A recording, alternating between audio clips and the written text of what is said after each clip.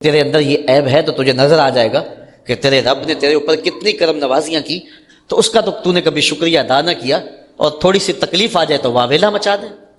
انسان اگر اپنے اندر غور کرے تو ہر وقت وہ گڑا رہے سجدے میں، اور تشکر اس کی آنکھوں سے ٹپکے، اس کے طرز زندگی سے ٹپکے کہ اس کے رب نے اس کو کتنا کچھ عطا کیا ہے۔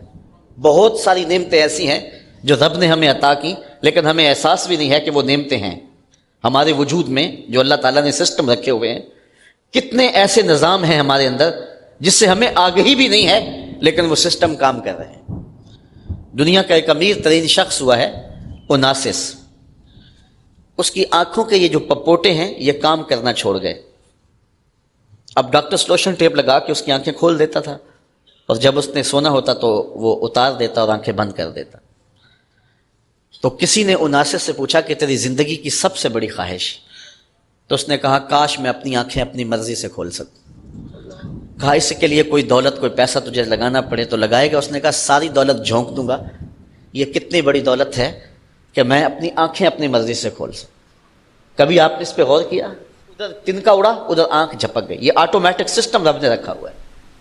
ہمیں اس لیے پتہ نہیں ہے، کبھی بل نہیں آیا، کبھی رب نے جو ہے وہ اس پر بل نہیں بھیجا کہ تم اتنی بار دن میں آنکھیں جھپکتے ہو اور یہ سسٹم لگا ہوا ہے، اس کا بل ادا کرو۔ اس لیے ہمیں اس کا احساس ہی نہیں ہے کہ یہ کتنی بڑی نعمت ہے۔ وہ نعمت چھن گئی تو اب پتہ چلا کہ یہ کتنی بڑی نعمت ہے۔ یہ منہ کے اندر جو لعاب آتا ہے، ہم کچھ اندر نگل لیتے ہیں، کچھ تھوک دیتے ہیں، تو یہ لعاب اگر مقدار سے زیادہ ہو جائے تو پھر بھی پریشانی، اور اگر یہ لعاب مقدار سے کم ہو جائے اور یہ بولنے میں مدد دیتا ہے، نظام انہضام میں مدد دیتا ہے، اس کا بینائی پر اثر ہے، تو پھر بینائی کمزور پڑ جائے اور انسان کا نظام انہضام خراب ہو جائے اور اسے بولتے ہوئے دقت محسوس ہو، وہ ایک ایک لفظ کے لیے اپنے منہ کے اندر ایک ایک گھونٹ پانی کا ڈالے اور پھر وہ بول سکے۔ یہ قدرتی گریس ہے جو رب نے ہمارے منہ کے اندر لگائی ہوئی، جس سے ہم بولتے ہیں، زبان بھی تر رہتی ہے، حلق بھی تر رہتا ہے۔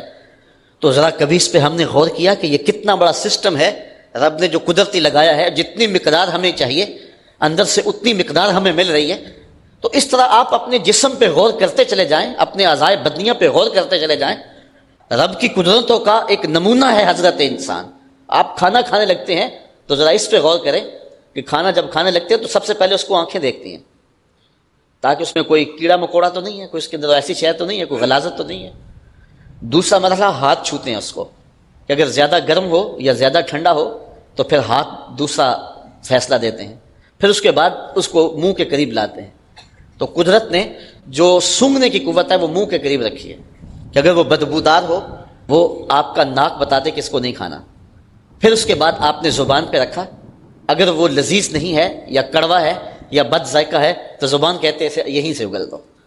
پھر اس کے بعد دانتوں سے پیستے ہیں کہ اگر اس کے اندر کوئی پتھر آ گیا ہے، کوئی ایسی سخت چیز ہے تو وہ یہاں سے اگل دیں۔ پھر اس کے بعد حلق سے نیچے اترتا ہے۔ تو ایک لقمہ منہ تک جاتے ہوئے کتنے مراحل طے کرتا ہے۔ اب کانوں کی جگہ اگر ناک رکھ دیا جاتا اور ناک کی جگہ کان رکھ دیے جاتے تو بتاؤ کہ لقمہ جب اٹھاتے تو محسوس ہی نہ ہوتا کہ یہ جو ہے وہ خوشبودار ہے یا بدبودار ہے، تو باسی بھی لوگ نگل لیتے۔ تو لیکن قدرت نے ناک کو منہ کے قریب رکھا ہے، اس لیے کہ اس کی ضرورت یہاں زیادہ تھی۔ تو ایک لقمے کے اٹھانے سے لے کر کے اس کو منہ تک لے جانے تک، پھر زبان پر رکھنے سے لے کر کے چبانے تک انسان کتنے مراحل سے گزرتا ہے۔ یہاں ایک جملہ اور کہنا چاہتا ہوں کہ رب نہیں چاہتا کہ اس کے پیٹ کے اندر کوئی غلط لقمہ چلا جائے۔ پہلے دیکھ لے غلاظت تو نہیں، پھر چھو لے زیادہ گرم تو نہیں، پھر سونگھ لے بدبودار تو نہیں، پھر چکھ لے بد ذائقہ تو نہیں، پھر پیس لے کہ سخت تو نہیں ہے۔ جو رب یہ نہیں چاہتا کہ ایک لقمہ بھی غیر مناسب اس کے پیٹ میں چلا جائے، وہ رب کیسے چاہے گا کہ اس کے پیٹ میں حرام بھر جائے اور یہ جہنم کی آگ خریدتا رہے؟ تو اللہ تعالیٰ نے حضرت انسان کو یہ تدبر کے لیے سب کچھ دیا ہوا ہے، لیکن انسان ناشکر ہے اور وہ اپنے رب کی نعمتوں پر شکر ادا نہیں کرتا۔ وہ یہ سسٹم دیکھیں آنکھوں کا جو رب نے لگایا ہے، یہ کانوں کا سسٹم جو رب نے لگایا ہے۔ یار جس طرح کی ہمارے منہ میں زبان ہے، اس سے بڑی زبان تو گائے کے منہ میں ہے، اس سے تو بڑی زبان اونٹ کے منہ میں ہے، لیکن وہ معافی ضمیر کو نوکے زبان پہ نہیں لا سکتے۔ اور حضرت انسان جب بولتا ہے تو پھول جھڑتے چلے جاتے ہیں اور موتی گرتے چلے جاتے ہیں۔ انسان ذرا دیکھ، تیری نوکے زبان پہ نغمے کس نے رکھ دیے، اور تیرے کانوں کے اندر جو ہے وہ بجلیاں کس نے بھر دی، تیری آنکھوں کے اندر جو ہے وہ بصیرت اور بصارت کے اجالے کس نے رکھ دیے، تو انسان ذرا تدبر کرے، انسان ذرا غور کرے تو اپنے رب کا نافرمان نہیں ہو سکتا۔ لیکن جب یہ ان نعمتوں کے ہونے کے باوصف ان کا شکر ادا نہ کرے تو اللہ فرماتا مجھے تم اچھے نہیں لگتے، مجھے محبوب کے غلاموں کے گھوڑے اچھے لگتے ہیں۔ اور اب ان کی قسمیں کر کے انسان کو جھنجھوڑ رہا ہے کہ اگر تم اچھی راہوں کے مسافر بن جاؤ گے تو تم مجھے کیوں اچھے نہیں لگو گے، تمہیں تو میں نے اپنے دستے قدرت سے بنایا۔ حضرت انسان کو اللہ نے اپنے دستے قدرت سے بنایا ہے، اور یہ کائنات کا شاہکار ہے، پوری کائنات کا چرخ انسان کے گرد گھومتا ہے، اور پوری کائنات کا مقصود انسان ہے۔ اے تماشا گاہ عالم روئے تو کجا بہرے تماشا می روی، ساری کائنات اس کے گرد گھومتی ہے۔ تو اگر یہ اچھا نہ رہے تو پھر اس پہ غصہ بھی بڑا ہے، اور وہ غصہ دہتی ہوئی آگ کی صورت میں، جہنم کی صورت میں نمودار ہوگا، اور اس کو وہاں ڈال دیا جائے گا۔ اور اگر یہ رب کی فرما برداری میں زندگی گزار دے، پھر رب اس کی اداؤں اور اس کے اندازے زندگی کی قسمیں کیا، اس کے گھوڑوں کی اداؤں کی قسمیں بھی کرے گا۔ تو یہاں عقل مندوں کے لیے سمجھنے کے لیے بہت کچھ ہے کہ انسان رب کا ناشکرا نہ بنے، بلکہ رب کی نعمتوں پر اس کا شکر گزار ہو جائے۔ اور ارشاد فرمایا لئن شکرتم لازیدنکم، اگر تم رب کی نعمتوں کا شکریہ ادا کرو گے تو وہ تمہیں نعمتیں اور زیادہ عطا فرمائے گا۔ اس لیے جو حالت ہو بندے کی، اس پر ناشکری کا اظہار نہ کرے، بے صبری کا اظہار نہ کرے۔ اللہ نے اگر کسی بندے کو دنیاوی مال و دولت کم دی ہے تو یہ اللہ جانتا ہے کہ اس کو کیوں کم دی ہے، اور اگر کسی کو زیادہ دی ہے تو یہ رب کا فیصلہ ہے اور رب کا علم ہے کہ اس کو زیادہ کیوں عطا کیا ہے۔ کتنے لوگ ہیں کہ بہت شدید محنت کرتے ہیں لیکن مال و دولت نہیں پا سکتے، اور کتنے لوگ ہیں کہ وہ مٹی کو ہاتھ لگائیں تو سونا بن جاتا ہے۔ تو اس میں بندے کا اختیار نہیں ہے، اس میں رب تعالیٰ جل شانہ اور اس کی کرم نوازیوں کے رنگ ہیں۔ حدیث میں آتا ہے کہ جب شکم مادر میں بچہ 120 دن کا ہوتا ہے تو فرشتہ آ کے اس کا رزق بھی لکھ جاتا ہے، اس کی عمر بھی لکھ جاتا ہے، اور اس کا شقی و سعید ہونا بھی لکھ جاتا ہے۔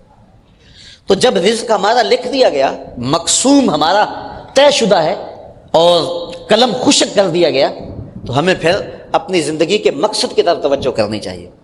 ساری زندگی اس ادھیڑ بن میں گزر جاتی ہے کہ کھائیں گے کیا، پیئیں گے کیا، پہنیں گے کیا، اور یہ ذمہ میرے رب کا ہے۔ خام خواہ کی مشقت اٹھانے کی کیا ضرورت؟ وما من دابۃ فی الارض الا علی اللہ رزقها، اللہ ارشاد فرماتا ہے زمین پہ چلنے رینگنے والی کوئی چیز نہیں جس کا رزق اللہ کے ذمہ کرم پہ نہ ہو۔ تو یہ تو اس نے اپنے ذمہ کرم پہ لیا ہوا ہے۔ اگر تمہارے پاس رزق تھوڑا ہے تو اس پہ پریشان ہونے کی ضرورت نہیں، اس پہ بھی رب کا شکر ادا کرو۔ سنو ایک حدیث، سیدنا علی المرتضیٰ رضی اللہ تعالی عنہ فرماتے ہیں کہ میرے حضور نے ارشاد فرمایا کہ جو اللہ کے دیے گئے تھوڑے رزق پہ راضی ہو گیا، اللہ قیامت کے دن اس کے تھوڑے عملوں پہ راضی ہو جائے گا۔ اللہ فرمائے گا میرے بندے تو ضرورت مند تھا، تجھے 3 وقت کے لیے روزی چاہیے تھی، تجھے پہننے کے لیے گرمی سردی میں لباس چاہیے تھا، تجھے بچوں کے لیے دودھ چاہیے تھا، تجھے بچوں کے لیے دوا چاہیے تھی، تجھے جو ہے وہ بیٹیوں کے لیے جہیز چاہیے تھا، تجھے رہنے کے لیے سر چھپانے کے لیے چھت چاہیے تھی، مکان چاہیے تھا، لیکن تو کتنا شکر گزار تھا کہ اس پہ بھی راضی ہو گیا۔ تو ضرورت مند ہو کے میری تقسیم پہ راضی ہو گیا، اور مجھے تو تیرے عملوں کی لوڑ بھی نہیں ہے نا، تو میں رب ہو کے تیرے اوپر راضی ہوں۔ تو بتاؤ کہ سودا کتنا سستا ہے۔ اللہ اکبر۔ تو فرمایا جو اللہ کے دیے گئے تھوڑے رزق پہ راضی ہو گیا، اللہ قیامت کے دن اس کے تھوڑے عملوں پہ راضی ہو جائے۔ اللہ اکبر۔ تو انسان جب اس طرف اپنا رخ کر لیتا ہے پھر اس کی زندگی سکھ میں آ جاتی ہے۔ امام غزالی نے ایک بڑی پیاری بات لکھی، آپ فرماتے ہیں اس دنیا میں سب سے زیادہ دکھی شخص کون ہے اور سب سے زیادہ سکھی کون ہے؟ یہ فلسفہ آپ نے بیان کیا، نتیجہ سنا رہا ہوں۔ امام غزالی نے تو کئی صفحات پہ بحث چھیڑی، پھر اس کو سمیٹا اور نتیجہ نکالا۔ میں 2 لفظوں میں آپ کو بتا رہا ہوں۔ امام غزالی فرماتے ہیں اس دنیا کے اندر سب سے زیادہ دکھی مرض جو ہے وہ حسد کا مرض ہے۔ یہ ہر وقت سلگتا رہتا ہے اور ایسا مرض ہے کہ جس کا علاج بھی کوئی نہیں۔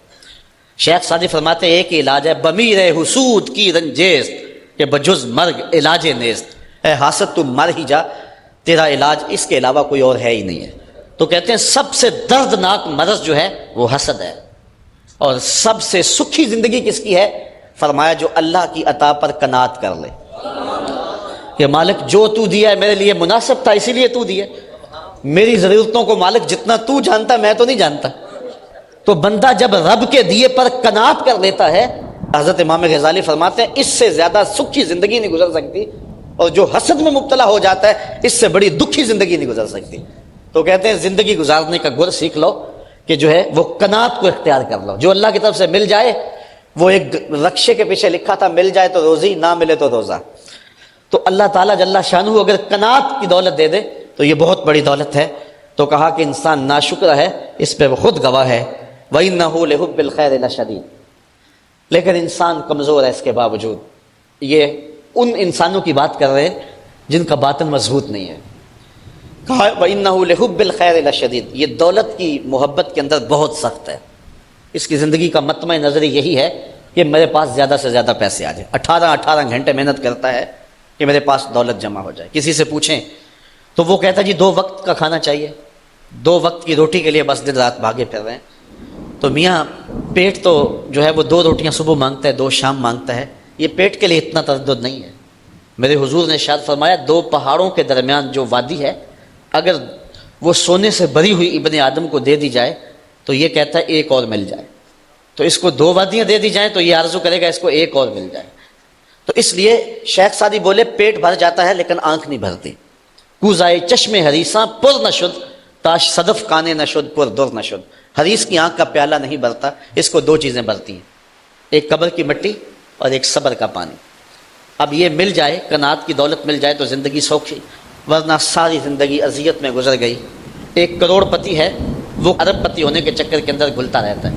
ایک کرائے کے مکان میں رہنے والا، اس کی آرزو اتنی ہوتی ہے مجھے سر چھپانے کے لیے اپنا ذاتی مکان مل جائے تو میں بس کافی ہوں. اب اس کو 2 مرلے کا مکان مل جائے تو وہ 4 دن اتنی آسودہ زندگی بسر کرتا ہے، لیکن پھر اس کو یہ لگ جاتی ہے کہ 2 مرلے کا مکان تھوڑا ہے، مجھے 5 مرلے کا مکان ملنا چاہیے. تو پھر اس 2 مرلے کا مکان جو اس کے لیے کشادہ تھا اب تنگ ہونے لگ جاتا ہے. پھر اس کو تکلیف بڑھنے لگ جاتی ہے. وہ کہتا ہے یہ بھی مسئلہ ہے میرے لیے، یہ بھی مسئلہ ہے، مہمان بٹھانے کے لیے جگہ کوئی نہیں، یہ ہے وہ ہے، کتنے مسائل اس کو گھیر لیتے ہیں.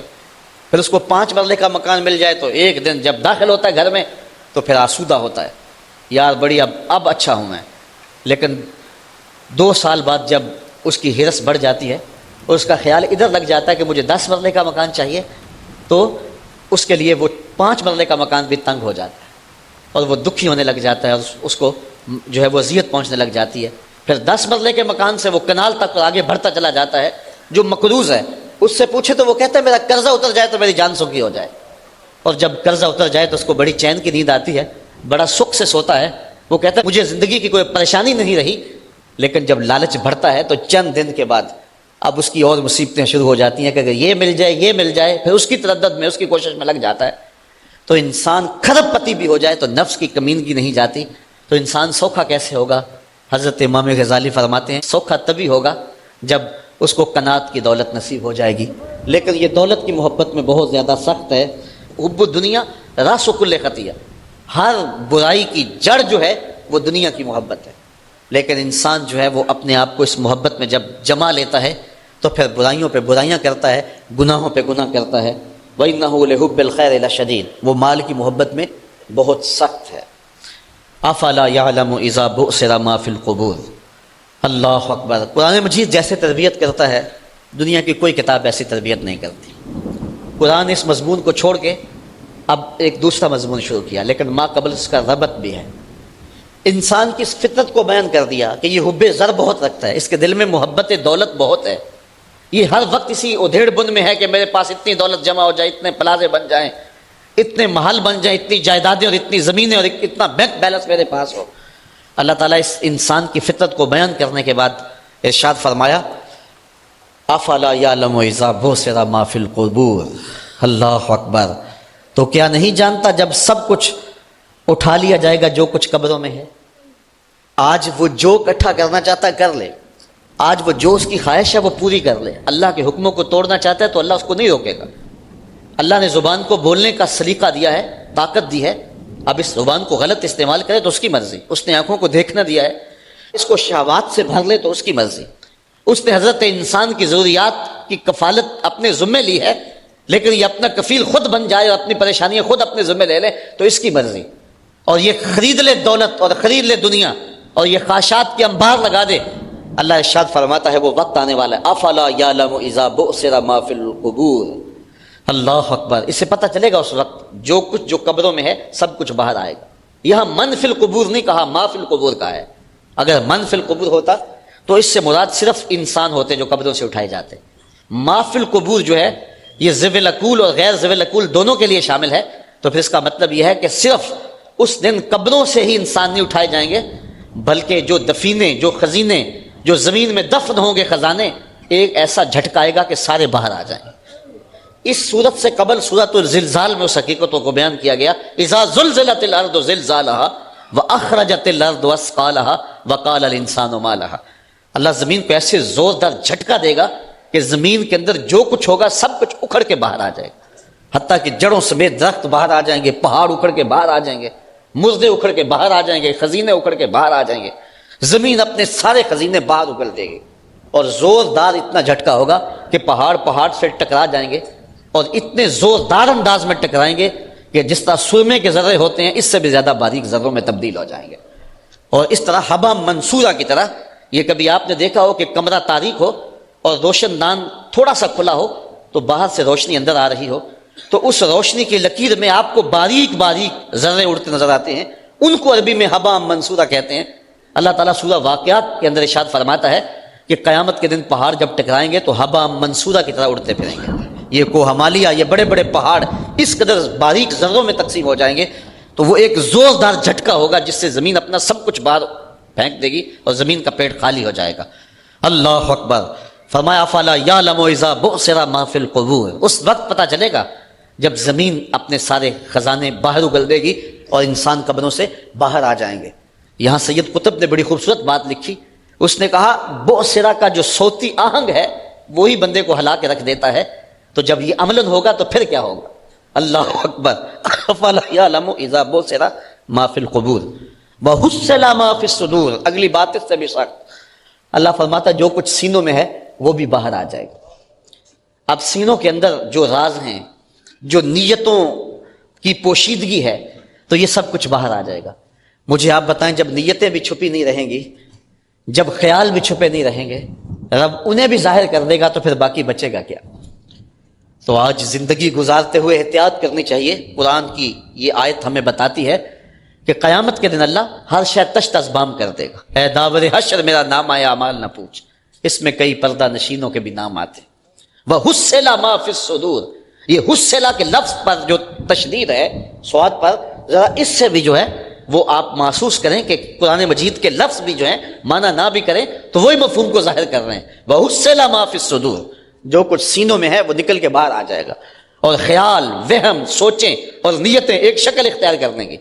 اب انسان دیکھے گا تو حیرت زدہ ہو جائے گا کہ یہ تو میں نے سوچا تھا، یہ تو میں نے جو ہے یہ میرے تصور میں تھا، تو وہ تصور بھی متشکل ہو جائیں گے، اور جب تصوروں کو بھی شکل مل جائے گی، جب خیال بھی مجسم ہو جائیں گے، جب سوچیں اور نیتیں بھی سامنے آ جائیں گی، تو پھر باقی کیا بچے گا؟ اللہ اکبر۔ ان ربہم بہم یومئذ لخبیر، کہا اس دن تمہارا رب تمہیں ہر شے سے آگاہ کر دے۔ ہر شے تشت ازبام ہو گئی، اس نے پھر ظالم ہاتھ کاٹے گا اور کہے گا یا لیتنی قدمت لحیاتی، کاش میں اپنی اس زندگی کو اس زندگی کے لیے آگے بھیجا ہوتا۔ لیکن اس وقت کا پچھتاوا کوئی کام نہیں دے گا۔ آج کا پچھتاوا زندگی بدل ہے، آج کا پچھتاوا زندگی کے رخ کو تبدیل کر سکتا ہے۔ وقت پر کافی ہے ایک قطرہ بھی آب خوش ہنگام کا، جل گیا جب کھیت برسمی تو پھر کس کام کا۔ تو صاحبو آئیے ہم اپنی آخرت کے لیے تیاری کر دیں۔ یہ قرآن مجید کا جو اسلوب ہے، آپ قرآن مجید کی کوئی بھی صورت پڑھ لیں، قرآن مجید مختلف دلائل دے کر کے اور مختلف اسالیب کے بعد اپنے قاری کو اس جگہ پہ لاتا ہے کہ تیری زندگی مختصر ہے اور تو جس مقصد کے لیے دنیا پہ آیا ہے اس کی طرف توجہ کر۔ آج تو لوگوں کی نگاہوں سے پوشیدہ ہے، آج تیرا مکر و فریب، تیرا دجل و تلبیس چل رہا ہے، آج تو لوگوں کو دھوکہ دے سکتا ہے، لیکن یہ کل ہر شے ظاہر ہو جائے گی، اور پھر اس وقت کتنا مشکل ہوگا جب نیتیں بھی پوشیدہ نہیں رہیں گی، جب راز بھی پوشیدہ نہیں رہیں گے۔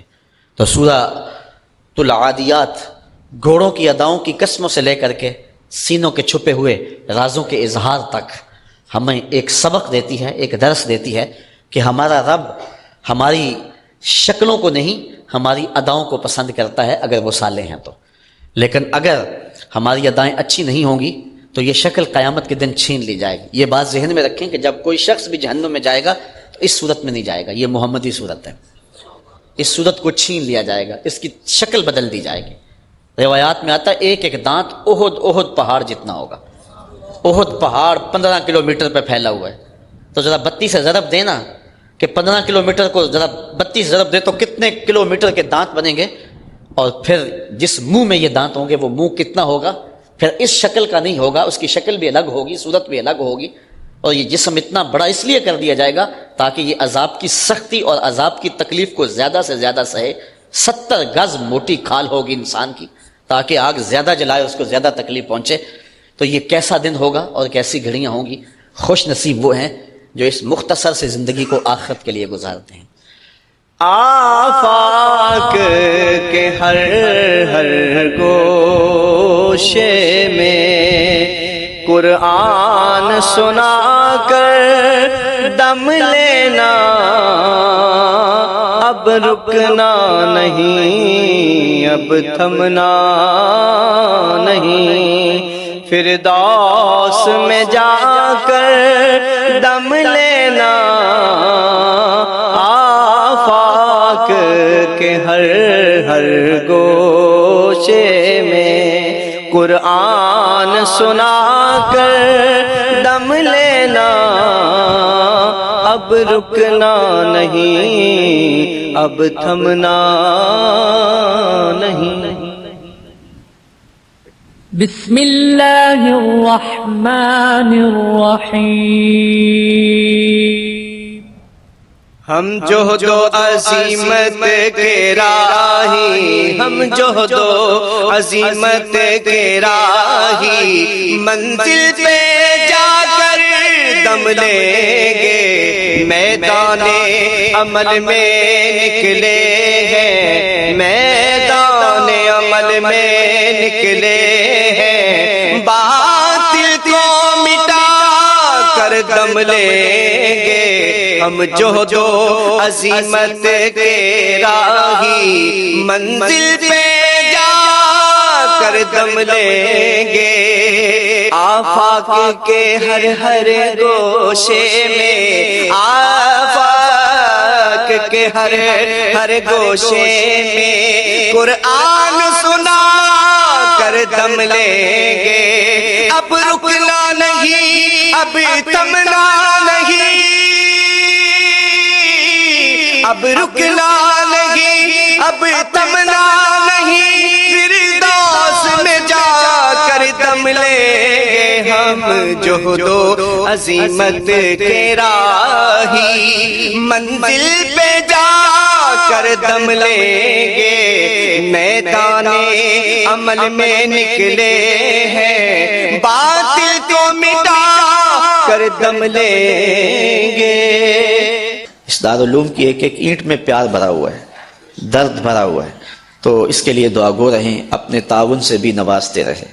اللہ کی توفیق سے یہ ایک مرحلہ تقریباً تکمیل کے قریب ہے۔ ہم نے چاہا یہ تھا کہ 3.5 لاکھ روپے کا ایک ستون بما اوپر والا چھت اور فرشی لینٹر جو پڑا ہے، یہ 3.5 لاکھ روپے کا ایک بنتا ہے، تو اگر ہمیں 99 لوگ مل جائیں تو یہ سارا مکمل ہو جائے، لیکن 47 لوگ ہمیں مل سکے، چونکہ 3.5 لاکھ روپے ہم نعت خاں کو دے لیتے ہیں، مدرسے کو دینا ہمارے لیے مشکل ہے، ہمارا مزاج ایسا بنا ہوا ہے، تو پورے ملک کے اندر اتنے لوگ ملے، اللہ ان کے رزق میں بے پناہ برکتیں عطا فرمائے۔ باقی جن لوگوں نے انفرادی طور پہ کوشش کی، 2 5 7 8 10 20 ہزار جتنی توفیق کوئی شامل ہوئے، تو یہ اتنا کام مکمل ہوا، اور یہ تھوڑا سا حصہ ہم نے یہ کچھ قرض لے کر کے ڈالا ہے۔